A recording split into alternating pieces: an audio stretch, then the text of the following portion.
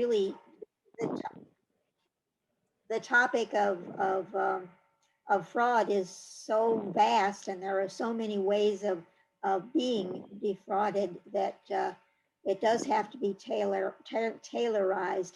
And Jerry is presenting fraud against the elderly tonight, and fraud that possibly also tailored attacks veterans. But mostly we want to hear about seniors because that's mostly who we are. Take it away, Jerry. Okay. Let's give me just a moment.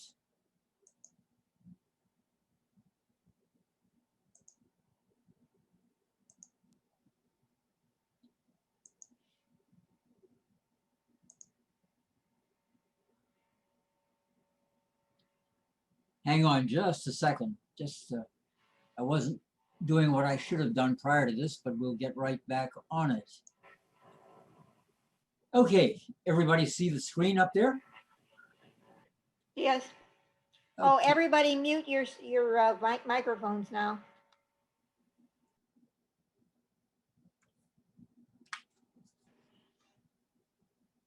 You know, the first slide up here just talks about Zoom controls, and I can tell from prior conversation that you're on top of it. So anyway, you know where to find the mute, you know where to stop the video, and you know how to react, hopefully very well. So let's begin by talking about AARP, who we are, what we do. We are a nonprofit organization, a membership organization, and we are an organization with over 38 million members across the country. We are the largest nonprofit organization in the country, and that includes 145,000 people here in Hawaii. For the material tonight, we've gathered the information from a variety of sources. Number one, AARP's Fraud Watch Network, and I encourage you to go to their site, just AARP Fraud Watch. It'll get you there. The state of Hawaii, DCCA, I'm going to recommend a publication they have, which I think is one of the best out there, period. And so a lot of our information will come out of that. The Federal Trade Commission is a big partner for us, and you're going to hear some of the data that they've collected about fraud here in Hawaii this past year.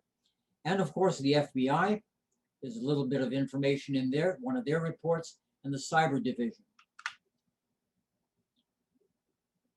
What I'm going to ask you to do at some point is go online to DCCA and get this fraud prevention resource guide. It's about the best I've seen in ages.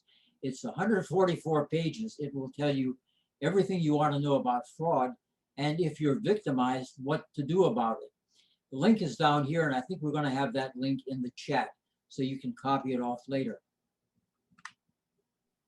So what's fraud? Might as well start with definitions. And normally I would wait and people would try to hide from me and everything else, but the bottom line is this: it's deceit. Deceit, trickery. This is the dictionary definition, but it's done to get somebody to part with something of value. The something of value is important, and it's an act of deception, misrepresentation. We're going to talk about primarily identity theft tonight, and you'll see why very shortly here in Hawaii. But a couple of definitions here. Identity theft is a fraud that is committed or attempted using a person's identifying information. In other words, if you want to get my social security number, if you want to get my mother's maiden name, if you want to get information that really identifies me, then you are stealing my identity. That's identity theft.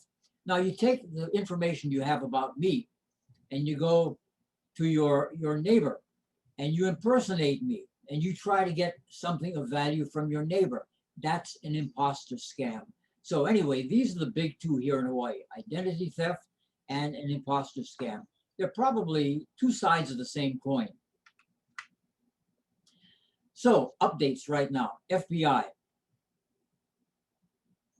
Internet crime has gone berserk, and you can take a look at the reported incidents in 2019 and then in 2020.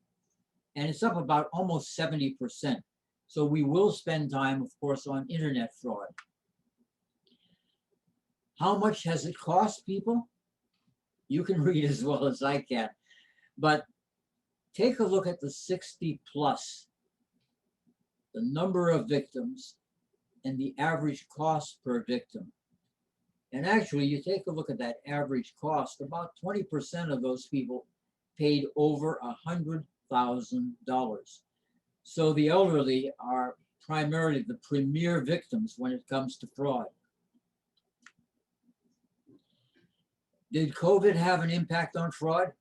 Yes, it did. The stimulus package cranked up a bunch of fraud, of scammers. And they're after the stimulus money. So if you happen to have had stimulus and you get a call, probably from the same people who filed your income tax, they're after your stimulus money. There are offers out there for test kits. These are fake. Miracle cures. We all know about that. And contract tracing. The deal here is they'll do it for you, but there's a charge. There is no charge for real contact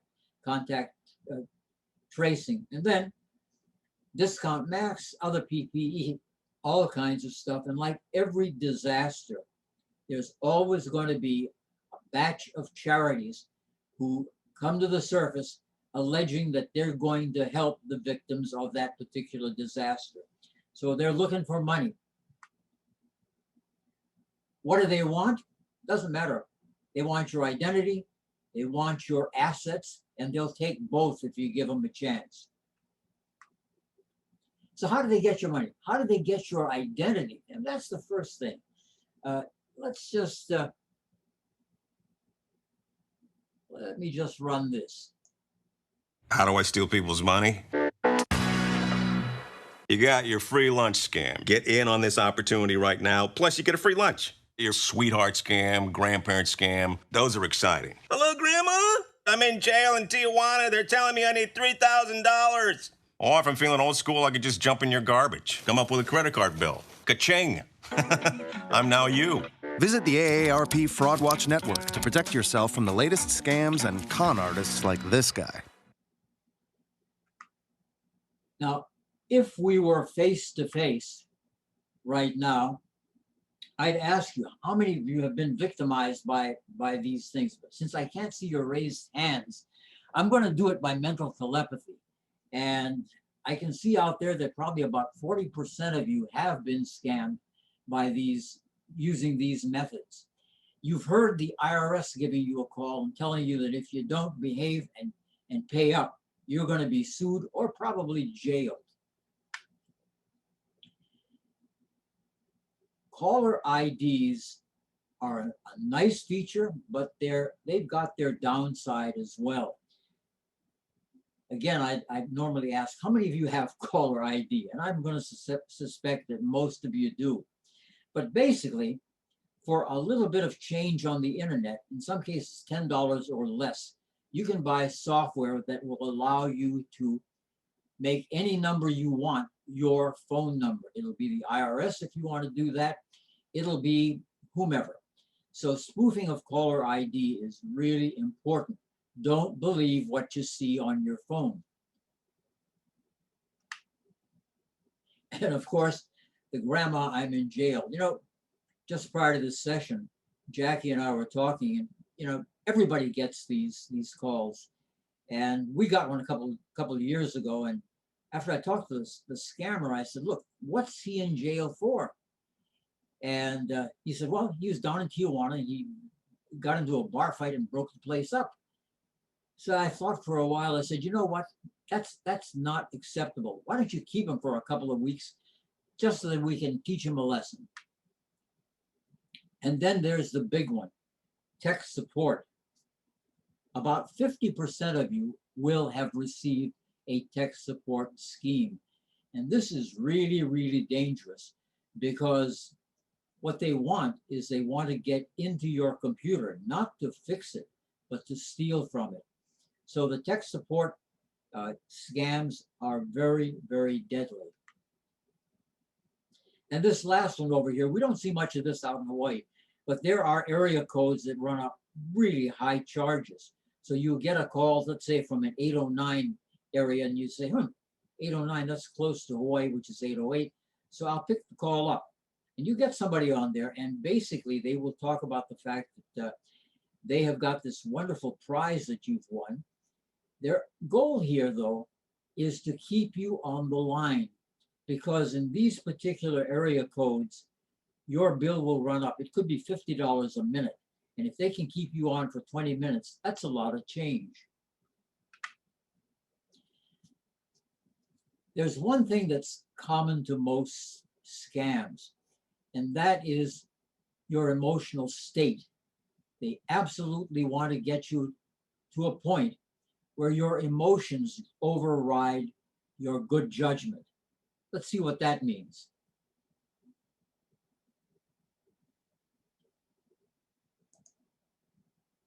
The crush or the kill is emotionally driven. It's not logic. If you apply logic to this concept, it's no. I'm not going to send you my hard-earned money. I don't even know who you are. I know you from Adam. When I wrap that in tons of emotion, that blurs. The logic goes out the window. The emotion kicks in. Now I've endeared you to me. Now I'm no longer the predator on the phone. I'm Jim from New York.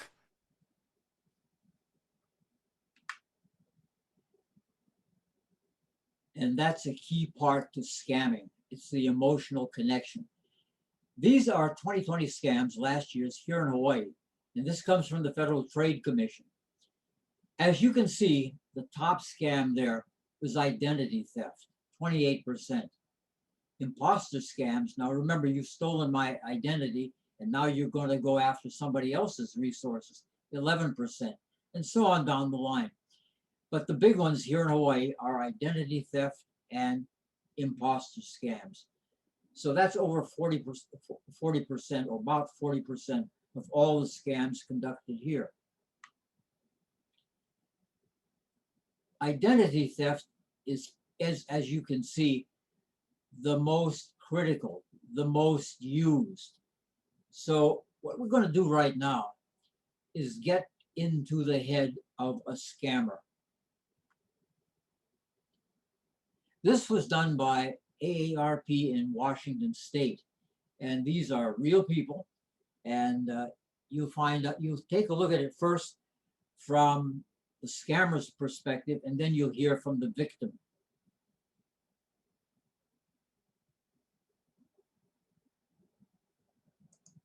Meet Alice, not her real name. She's a convicted identity thief, as is Kevin, not his real name either. Alice and Kevin are experts because they're part of the underworld of identity thieves, most with one thing in common. My drug use was 100% a driving factor for why I did crime.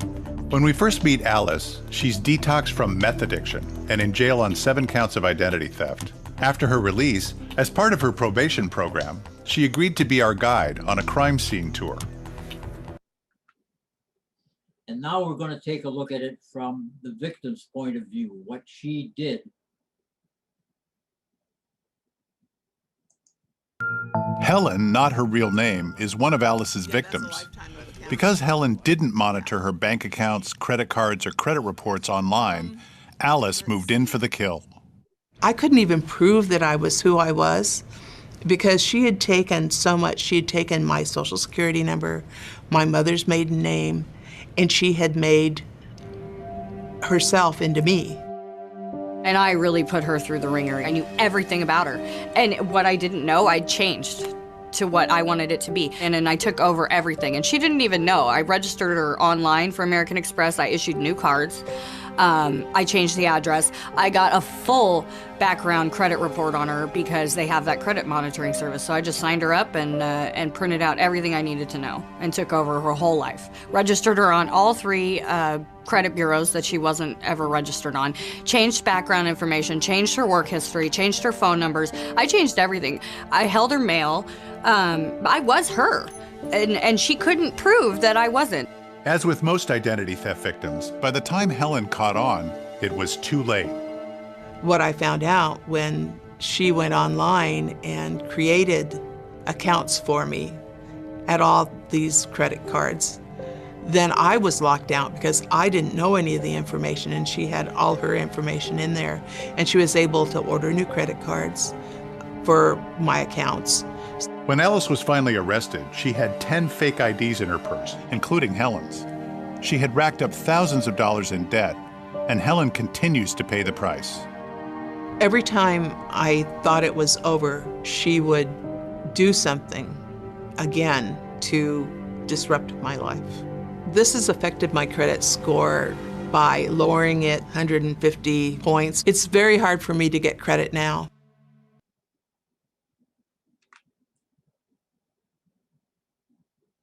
So once they have the data, they can create new credit cards, and that's kind of key. As the video says, when they caught Alice, she had 10 fake IDs in her purse, as well as all kinds of other credit cards. Now, when they create a new credit card, or if they take over an existing credit card, how are you going to know? You're probably not, because the first thing they're going to do is they're going to change the address where you get your mail. You're not going to get that bill in the mail, which is kind of a heads up that something has gone wrong. Everything's going to get changed. Your passwords are going to get changed. As Helen said, she was so successful that even Helen couldn't get into her own accounts. And that's important. So how do they get this information? Well, you can go to a restaurant and you turn your credit card over to a server. The server goes back, has a reader in the back there, and takes all of your data off of that. You can go to a gas station and put your credit card into the pump there. And what happens is they can insert these tiny devices which will actually read your credit card, all the information, and send it to the scammer, who's probably sitting nearby looking at it on his phone. But new credit cards, really, really a problem. Once you find out that something has been done, you're going to have to take action. You're going to have to get together with your credit card company. But what if you never get a bill? Now, how could that happen? Well, one of the key areas or key groups of people that scammers go after are kids. Because when kids are born, they get a social security number. Now, if you have a 10-year-old who's got a social security number and that's compromised and they don't know it, that credit card could be open and could be working for years. And finally, when they're mature enough to get their own real card, that's when they find out that they've racked up these bills, their credit scores are terrible, and what do they know? They're just kids. I mean, even your grandkids are open to hacking. The internet. You know, I've got a couple of samples further on down the line, but the internet has probably been the biggest contributor to the scams that we have now, whether it's social media or the dating apps, or as they're doing right now, the creation of bogus websites and job offers. Now, what could go wrong with a job offer? Well, let me just sketch this out for you. You really are job hunting. And so you put together job applications, you post them on LinkedIn. And then one day you get a call from an organization and they say, look, you know, we've seen your stuff on LinkedIn and we think we have the perfect job for you. Okay, what do I have to do? Well, nothing. I mean, you just have to fill out this job application. Guess what's in that job application? All of your personal data. So it doesn't really make a difference. Whatever the vehicle is, there's a scam to rip you off. And finally, malware. And we'll talk about malware. Oops, hold on a second. We'll talk about malware on a grand scale.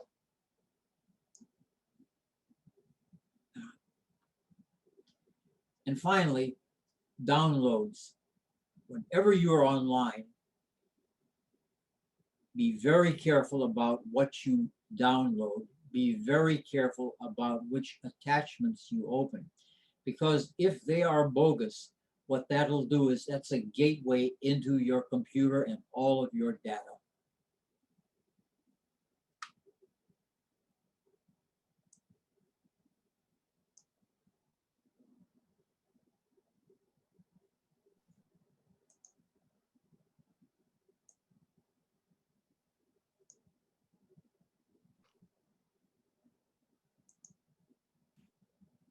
Okay, I think we're back on track. Thank you very much. Thanks for your patience. So, is your information out there already? Yes, it is. Major data breaches. If you stayed at a Marriott, good chance that you're one of 500 million people whose records have been compromised.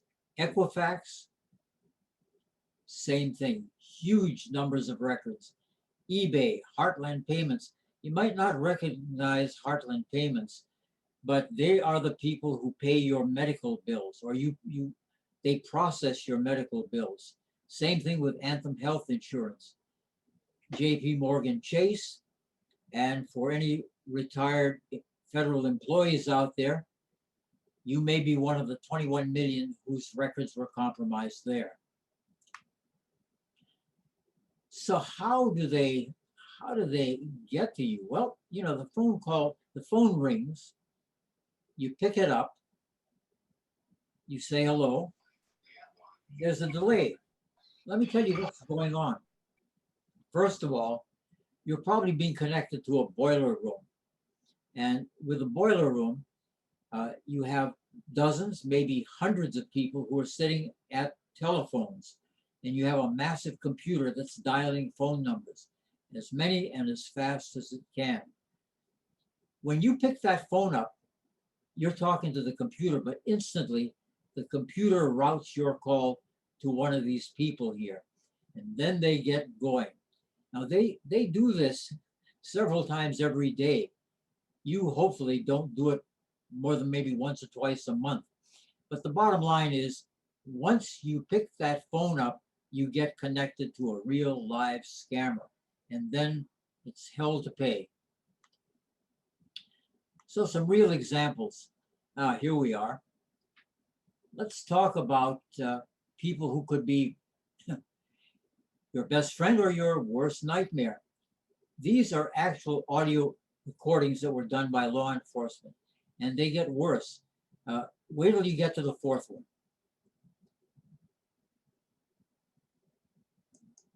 If you don't want to make up your mind right now, that's where I come in. I will make up your mind for you. Anyway, I said I would not call unless it was a rare and definitely undervalued situation. Are you familiar with the $2.50 Gold Indian series? This is enough money for you to go to your grave knowing that you went and did the right thing, and you can go and meet God with a clear conscience. Now, what do you want to do? Are you stupid? I'm not trying to insult you, but are you mentally ill? Is there something wrong with you that I don't know about? Is there something physically wrong with you? Like, are you retarded? Are you overaged? Do you forget things? Is there something wrong with you? You don't want to speak the phone up. Who the are you talking to on the phone? Hang the phone up on those guys and pick the phone up while I'm calling you. And stop the with me. Want me to come over again and set your phone on fire? You'll never, ever be anything. You're going to your grave a loser. A big loser. I think you're terrible. So do you really think that it's worth it to pick that phone up? I think not. But this is what research tells us. You know, you've got the nice people and you've got the nasty people. But all in all, when it comes to success, the negative scammers do better than the positive scammers. Warning signs? Considering what the scammers can do in terms of changing your addresses, this might or might not happen. But unauthorized charges on your credit card. And that means that when that thing comes in the mail, or if you do it online, better yet, check every single entry. Keep your receipts and be very careful about what you're paying for. If you didn't apply for the card, why would you get it? Not having any credit card bills, well, probably the scammer changed your address, and that's one reason you're not getting them.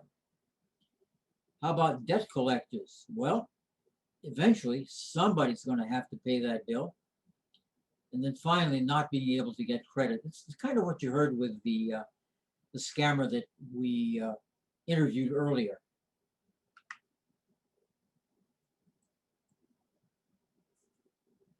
Internet scams, we've pretty well covered this before.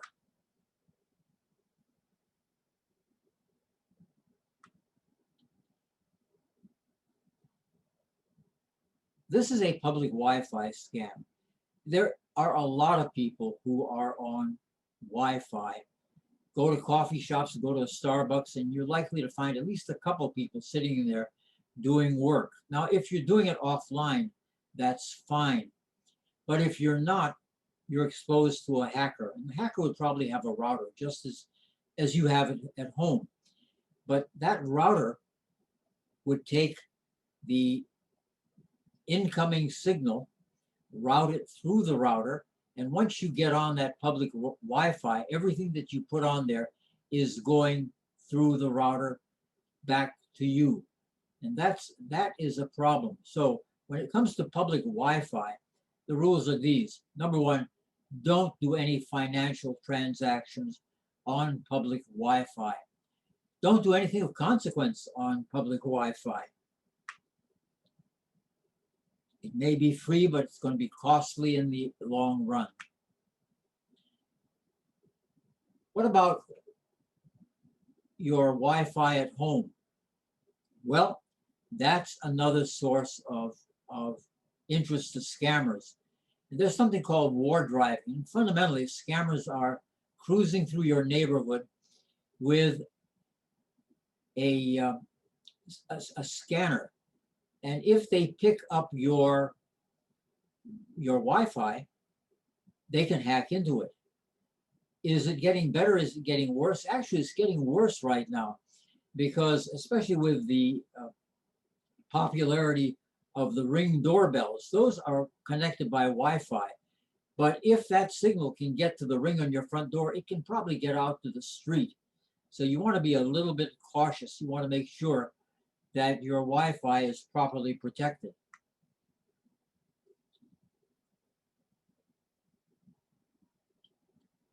So these are the suggestions.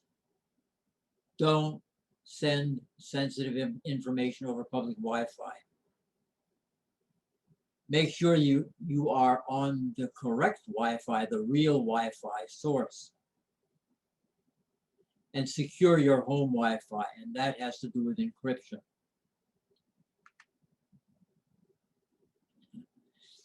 So after that, I think I've kind of given you a feeling about what you might want to do on public Wi-Fi, and that's check the weather.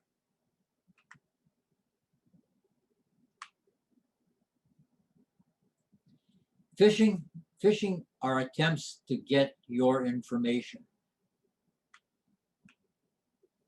The bottom line is, when you're on the internet and you're working on something, all of a sudden a link comes up. Don't click on that. Don't open files that come from strangers. Now, I haven't had this problem since last Friday, when I got an email from my internet provider saying that my account had been locked up. Well, so what do you do when something like that happens? It told me I needed to go to this link to get it fixed. Well, you don't. You contact the provider or whoever theoretically sent you this email and work directly with them.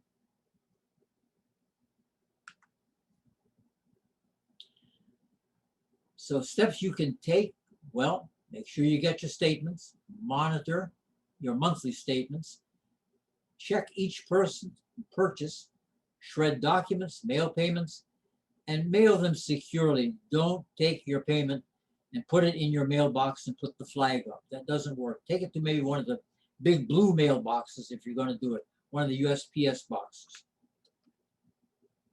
So we're getting down to the end, but protect your personal information, monitor your bills, watch over your credit reports.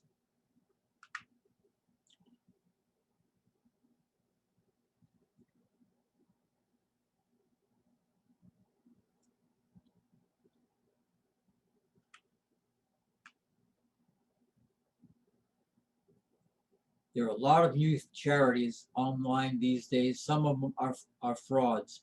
And you want to go to CharityWatch.org or Charity Navigator to determine if this is for real. Remember the scammer who talked about the crush? Once he got the people's emotion up, that's what they're trying to do here. So don't make a buying decision. If you can make that decision tomorrow, make it tomorrow.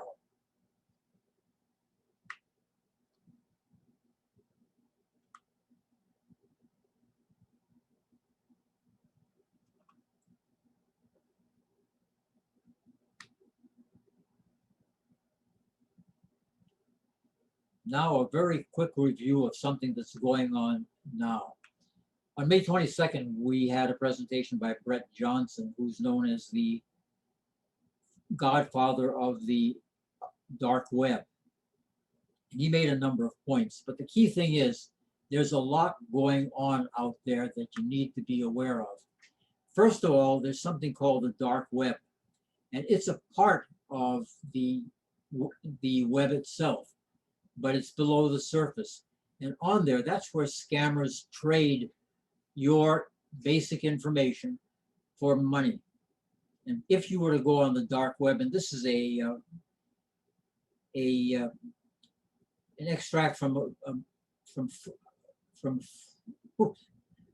Forbes March 9th, but you can buy a Walmart credit card on the dark web for $10. You can get one for the European Union with the 3-digit code, $20. And if you've ever wanted to become a Latvian national, but never had the chance, you can at least buy a Latvian national ID card for $500. Want to upgrade to become a French citizen? $4,000.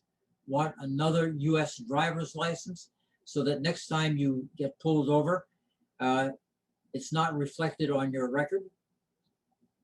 And 2.4 million Canadian emails. I'm not sure what you would do with them, but if you do, you can get them for $10. If you want to watch a lot of movies, if you want to binge on that, Netflix, very high definition, 1 year, $4.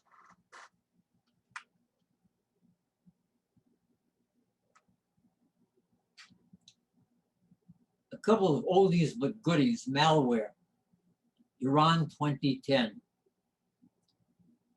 Somehow or other, somebody got into their nuclear enrichment program.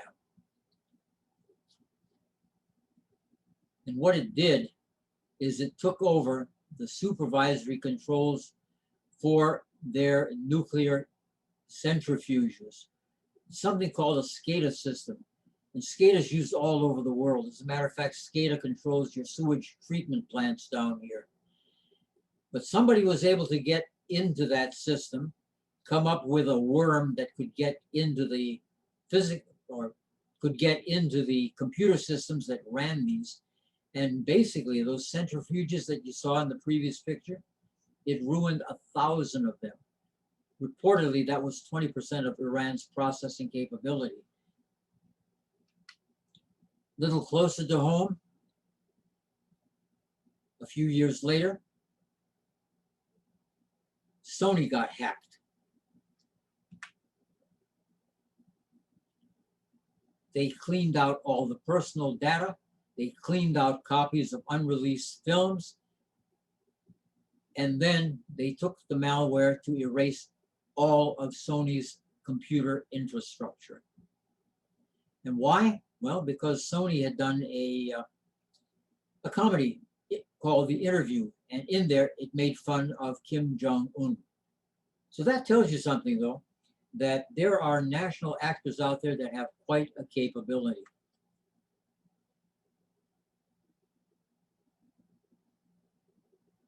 And according to the UN, North Korea has been able to actually crank up their GDP by using digital intrusions at banks and cryptocurrency. And there's an estimate that North Korea has more than 6,000 full-time cyber hackers. Just lately, you saw the problems with SolarWinds. And SolarWinds is a software company, and they fundamentally, they do software that controls large systems. And the companies they compromise, about 100, including some of the biggest, and federal agencies, including some of the most valuable, including Homeland Security, Energy, and others. So, if you need help, where will you find help? The Federal Trade Commission, Commodities Futures Trading Commission, and opt out. Now this one over here is used for you to stop getting those pre-approved credit enticements in the mail, because once somebody gets their hands on them, they can do some damage to you.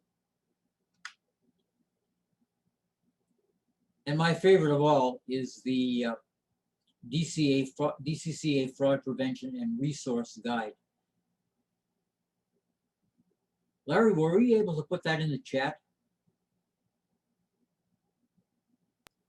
For some reason, I'm not allowed to load anything in the chat. I tried, but I can't put in any files. Okay. Jerry, it's Gary. I put all the DCCA resources in the chat early on, but I can redo it again. The Fraud Prevention and Resource Guide. Yeah, he's putting in links to the websites. I actually have the PDF of it, but I can't load it.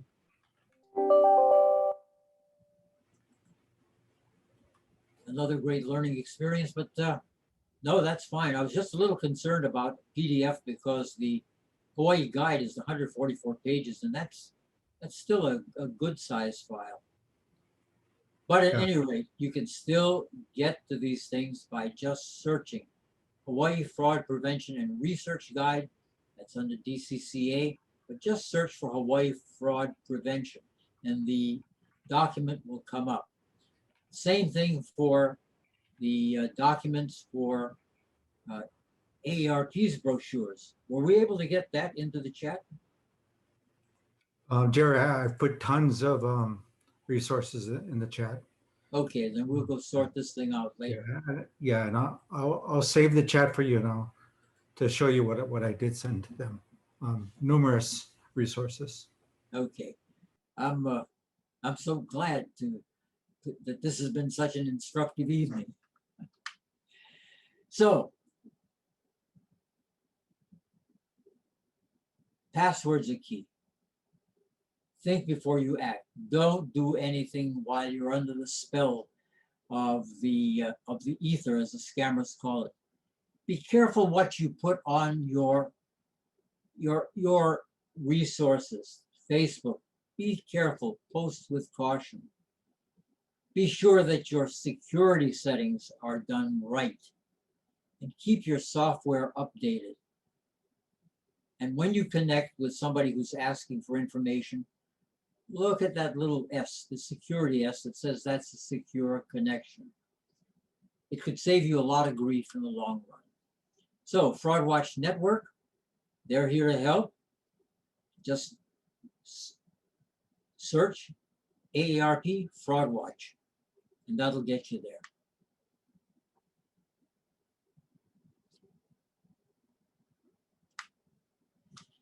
Well, a little more dramatic than I'd wanted, but that concludes my presentation. Any questions out there? I have a question, Gary. Sure. This is Jackie Malley. Mhm. When you were talking about not opening up attachments to the email, so if you open just the email itself, that's not a problem. It's only if you go to the attachment and open it that you open yourself to a computer virus or whatever. I'm going to say yes. Click on something, click on a link, click on, whatever, but don't click on things that come up when you're online. But emails themselves are okay. I'll get a second opinion. I'm going to say yes. Ed, your take?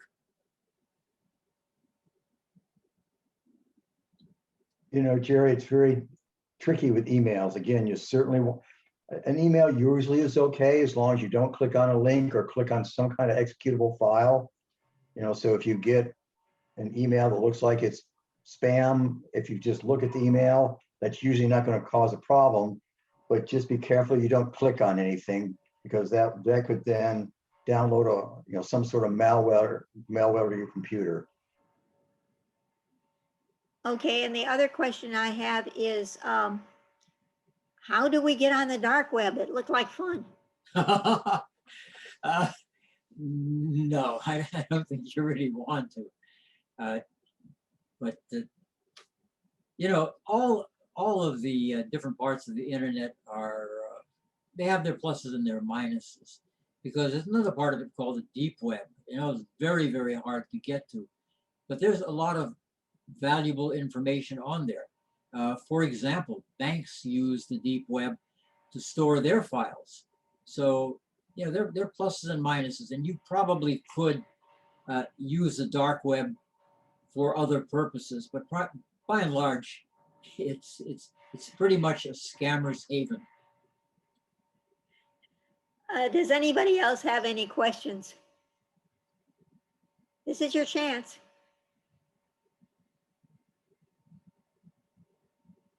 Yeah, if you're too shy to ask a question, just go ahead and enter it in the chat, and Larry and I will ask it for you.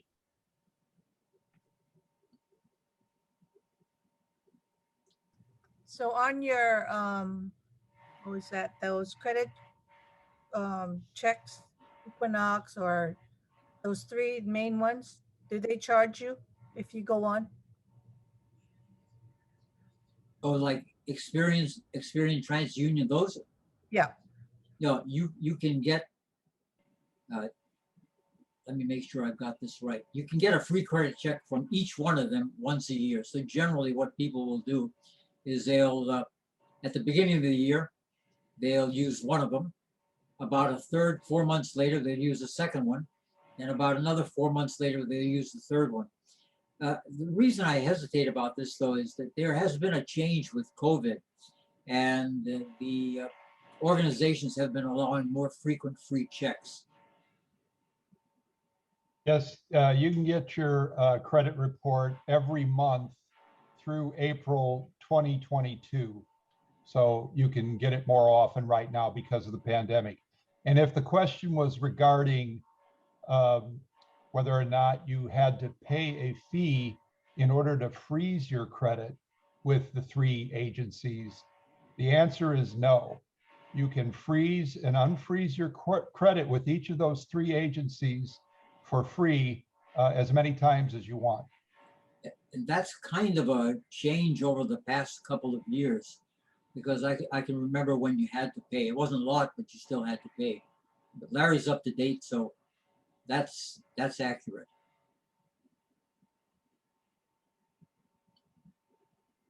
More questions? Well, I guess we've run out of questions. I thank you very much, all three of you, for participating for us tonight. And I'm sure that we all learned different aspects of things, and we are going to be, I hope, better consumers and safer people thanks to you. So Well, thank you very, very much. no, with us, it's more thank you for being patient and helping AARP train me better. And I guarantee the next go round we'll make maybe not the same mistakes, maybe different mistakes, but it will be better. Thank you so much. Very good. Ruthie, do you have anything for us tonight besides this? Let me stop recording.